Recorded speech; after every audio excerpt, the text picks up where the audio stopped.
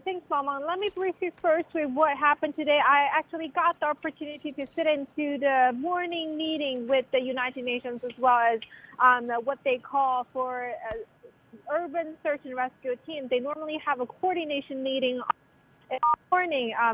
So the District 5 that China Search and Rescue Team at is actually led by Italy, and that we are the deputy manager of the team.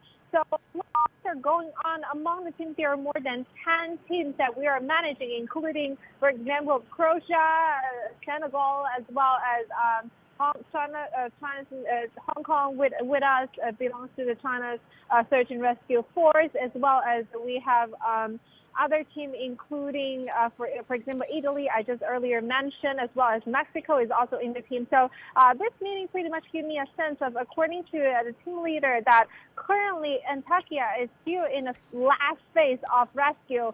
The country Oman actually rescued 2 people out of the rubble who are still alive. Thinking about it, after almost a week, and we are still able to find 2 survivors underneath the rubble. So we can only say that we're in the last phase, but we are slowly transitioning into, for example, humanitarian aid and also helping them to find shelters and rebuild their homes. So this is the current situation on the ground, as Chinese team is still out there trying to search for survivors underneath the rubble.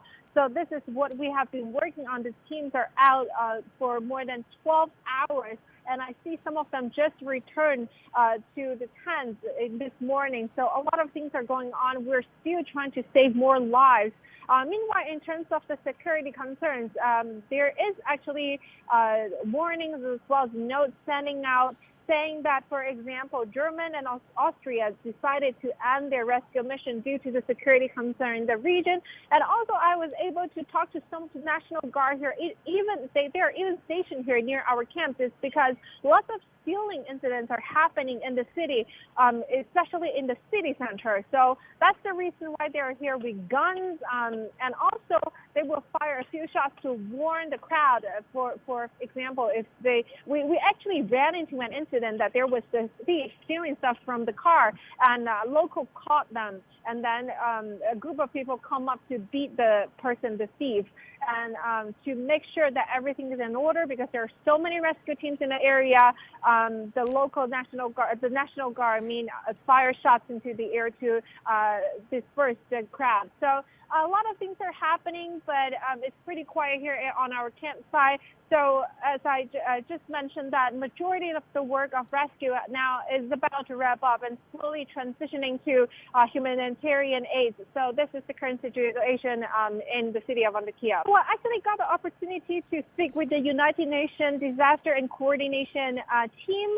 What they're doing now is trying to collect the tents. For example, let me give you an idea what it really means for this kind of donation. For example, as China Search and Rescue Team, they bought like sleeping bags with them. So with that, we're not taking it home back to China. Instead, we would donate it to local organizations, because so many people will need shelters to keep themselves warm, especially their home is now being rebuilt.